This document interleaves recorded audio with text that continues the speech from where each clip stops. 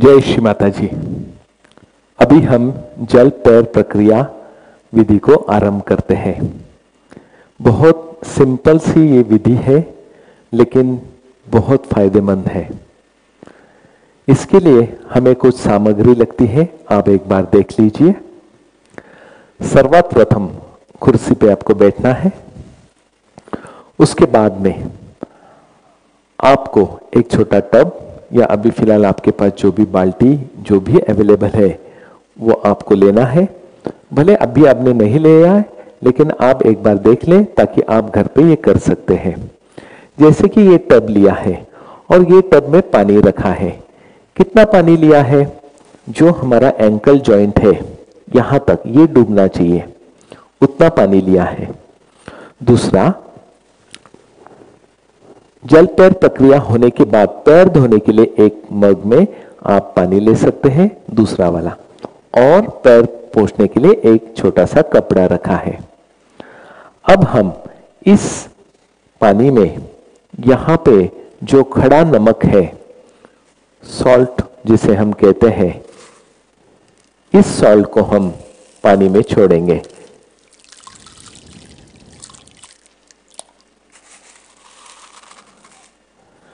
लगभग 2 से 3 मुट्ठी हम उसमें डाल देंगे।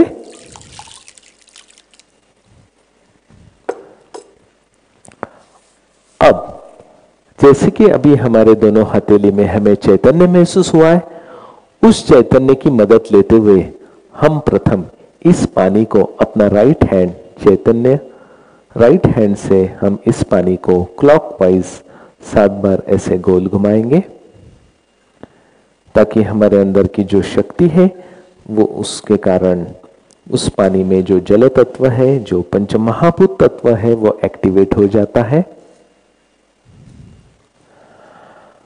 अब हम ये दोनों पैर उस जल तत्व में डुबाने वाले हैं, लेकिन ये करने के पहले हमें कुंडलिनी चढ़ा के वापस बंधन लेना होता है। अब आप कर सकते हैं, क्योंकि आपको बताया है।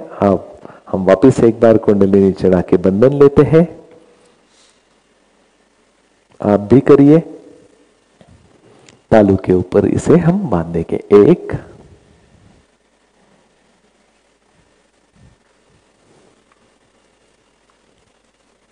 2,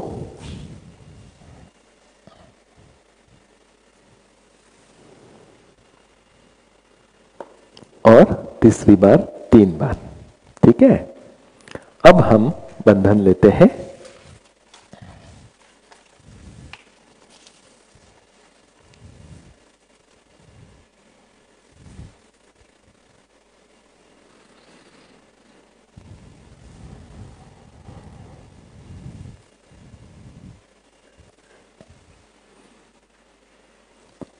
हम ऑलरेडी इस पानी को चैतन्य दिया है। अभी हम दोनों पैर उसमें हम डुबाएंगे एक एक करके।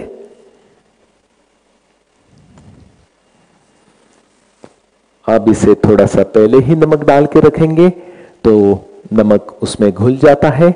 इन केस नहीं घुल गया तो थोड़ा सा पैरों से, उंगलियों से थोड़ा हिला सकते हैं और वो नमक पानी तैयार हो जाता है, घुल जाता है। अब हम इस अवस्था में हमें 8 से 10 बैठना है। दोनों हथेली आपको ऐसे रखनी है। अब आप नए लोगों के हिसाब से आपको बताने जा रहे हैं। आप इस अवस्था में वापस संतुलन कर सकते हैं। राइट हैंड धरनी माता की ओर, फिर लेफ्ट हैंड आकाश की ओर। आंख खोल के भी आप ये कर सकते हैं। इस नमक पानी में पानी लेते वक्त हमने ठंडा पानी लिया है। ठंडा लिया तो आपके अंदर की गर्मी पूरी निकल जाती है। खास करके जो राइट साइडेड है, फ्यूचरिस्टिक एटीट्यूड है, जिनको ज्यादा विचार आते हैं, और जो लेफ्ट साइडेड है या भावनाशील है, उन्होंने गुनगुना पानी लेना होता है और इस अवस्था में ध्यान करना होता है। जैसे कि अभी हमने जो स्टेप सीखे थे वो भी आप इसमें फॉलो कर सकते हैं। मैं शुद्ध आत्मा हूं, शरीर नहीं, मन नहीं, बुद्धि नहीं, सिर्फ शुद्ध आत्मा हूं। मेरे अंदर जो शक्ति है जिसके कारण मैं अभी जिंदा हूं, वो जो परमात्मा की शक्ति है उसे आत्मा कहा है और वो मैं हूं, ये यहां पे हमें महसूस होना चाहिए। फिर यहां पे मैं दोषी नहीं हूं, जब तक दोहराइए, जब तक आपको लगता है कि मैं बिल्कुल निर्दोष हूं तब तक। और फिर यहां पे आप क्षमा कर दीजिए, दूसरों को माफ करिए और खुद की भी क्षमा मांगे। और आखिर में तालू में हाथ रख के गोल घुमाते हुए फिर आप चेक करिए और फिर इस अवस्था में निर्विचार बैठे रहिए। नमक का जो स्वाभाविक गुण है वो आपके अंदर की नेगेटिविटी को खींच लेता है। इसीलिए परम पूज्य श्री माता जी ने हमारे दोनों पैरों में से अर्थिंग होने के लिए, नेगेटिव एनर्जी को निकाल देने के लिए यह प्रक्रिया बताई है। आपने देखा होगा कि पहले जमाने में जो सारे ऋषि मुनि संत लोग थे, ये भी सुबह सुबह या शाम को नदी में पैर डुबाते थे, समुन्द्र में पैर डुबा के ध्यान करते थे। और आजकल के इस कोविड की समस्या में हम घर में आते वक्त हाथ पैर तो धोते ही हैं, जो पहले धोते थे, तो वो भी एक कार्य हो गया।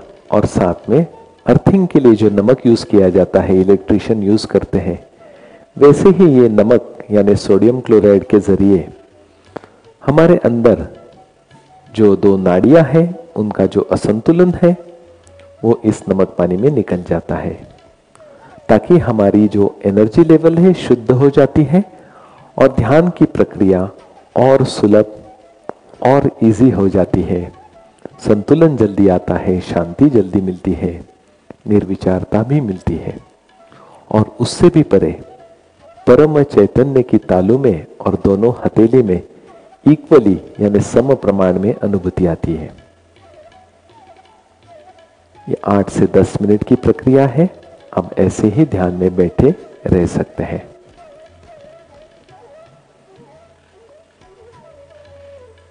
उसके बाद में फिर थोड़ा सा ध्यान होने के बाद, थोड़ा समय होने के बाद आप प्रणाम करते हुए ये पानी में से पैर को बाहर निकालना होता है। कैसे निकालना है वो भी देखिए।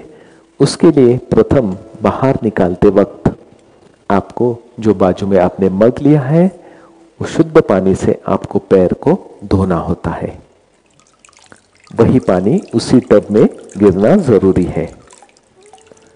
ऐसा धोने के बाद फिर आप उस पैर को बाजू में जो कपड़ा रखा है उस पे रख दें और फिर दूसरे पैर को भी धो लें।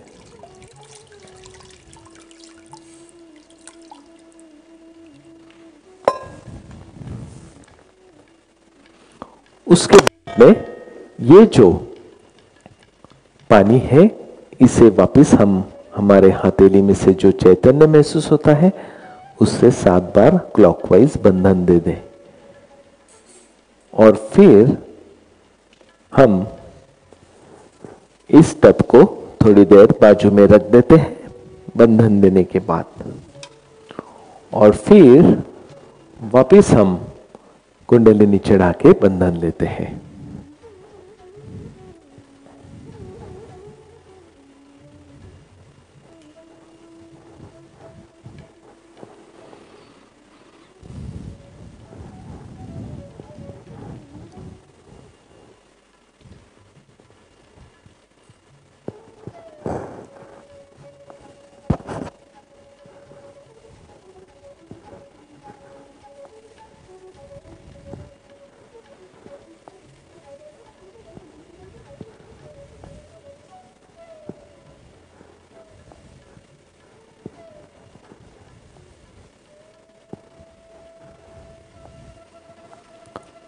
अब हम इस अवस्था में थोड़ी देर ध्यान करेंगे।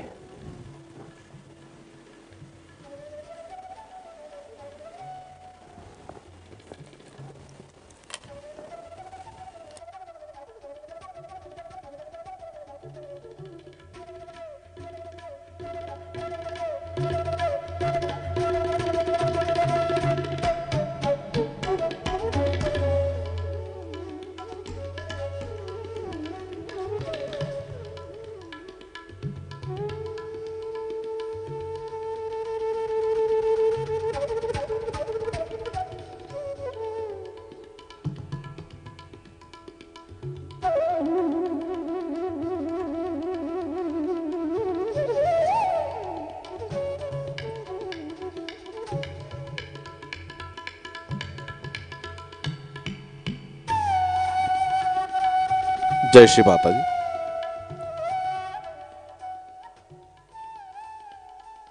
जल क्रिया के बाद जो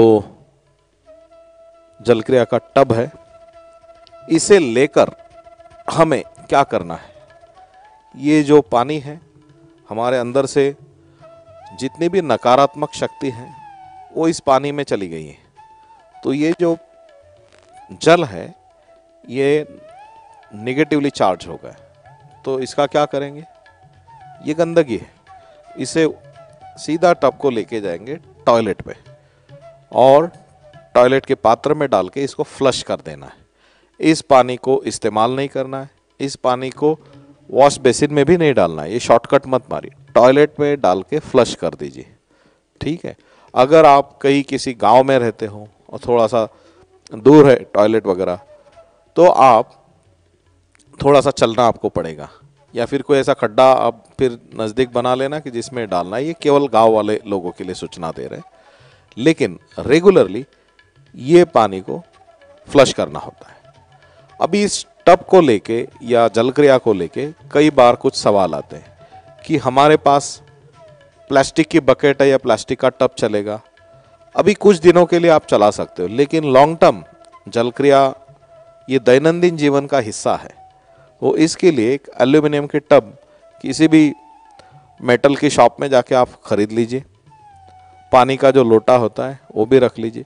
अगर परिवार में 3-4 लोग हैं और 3-4 लोग सहयोग ध्यान साधना कर रहे, तो एक का होने के बाद दूसरा व्यक्ति उसे इस्तेमाल कर सकता है। धो के उसे इस्तेमाल करना होता है। हर व्यक्ति के लिए अलग टब लेने की जरूरत नहीं।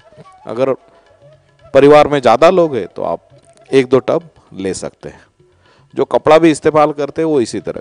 खड़ा नमक जो है ये खड़ा नमक ही होना चाहिए, क्योंकि ये समुद्र से बना हुआ डायरेक्टली।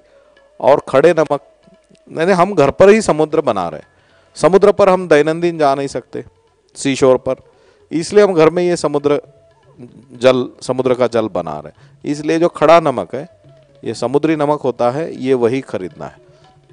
नॉर्मल जो हम खाने के लिए जो नमक इस्तेमाल करते हैं वो इस प्रक्रिया के लिए सुलभ नहीं है और महंगा भी बहुत है। तो आप खड़ा नमक 2-4 किलो नॉर्मली खरीद के रखिए। रेगुलर जो सहयोगा प्रैक्टिशनर होते हैं वो तो 100 रुपये में ही 40-50 किलो की गोनी आ जाती है। तो इस प्रकार से जल क्रिया कब कब करनी है, कितनी देर करनी है?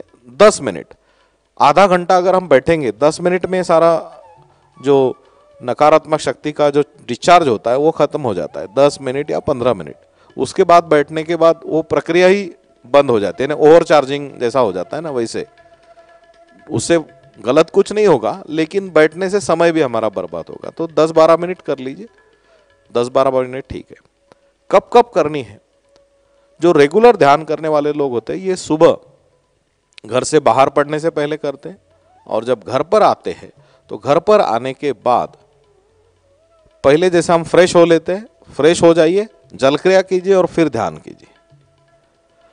अगर आप बहुत लेट आते हो, सोने से पहले जल क्रिया करनी आवश्यक है, ये श्री माता ने कहा है। इससे क्या होगा? बड़े अच्छे से नींद आएगी, सुकून से नींद आएगी, वाइब्रेशंस फ्लो होने लगेंगे, चेहरे के ऊपर कभी थकान महसूस नहीं होगा, हमारी सारी थकावट निकल जाती है, चेहरा फ्रेश रहेगा, दिन भर ऊर्जा बनी रहेगी। 7 दिन आप करके देखिए, फिर उसके बाद अंदर से ही आपको अलग चीजें महसूस होने लगी। जो शरीर की बीमारियां होती है, घुटनों में दर्द हो या छोटी मोटी शारीरिक बीमारियां, आप ट्रैवल करके आ जाते हो, ये इस तरह से जल क्रिया करने से बिल्कुल ही आसानी से सारी चीजें निकल जाती।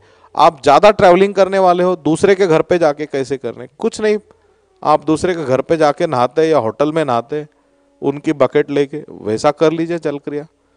थोड़ा सा नमक साथ में रखना है। कोई हॉस्टल में रह रहे स्टूडेंट, आप वहाँ पे भी ये प्रक्रिया कर सकते हो, क्योंकि इससे हमारा शारीरिक स्वास्थ्य इसी से तंदुरुस्त रहता है। जो हमने प्रोमो फिल्म में कहा था कि मानसिक सुरक्षा, हृदय चक्र जो है इसमें असंतुलन आने से मानसिक सुरक्षा बिगड़ जाती है। जल क्रिया करने से होता क्या है कि हमारा जो भवसागर है, जो आप ये मेरे सर के ऊपर देख रहे हैं, ये भवसागर तीसरा नाभि चक्र को लग के ये जल तत्व से बना है। ये जैसे जैसे साफ होने लगता है हमारे परम चैतन्य बढ़ने लगते हैं। आज केवल आपको एक क्रिया दिखानी थी। कल से आप लोग ये क्रिया शुरू कर दीजिए। अगर आप ज़्यादा उत्सुक है तो, और पहली बार ये सत्र देख रहे हैं, तो आज इस सत्र खत्म होने के बाद करके तो देखिए, बहुत मज़ा आता है।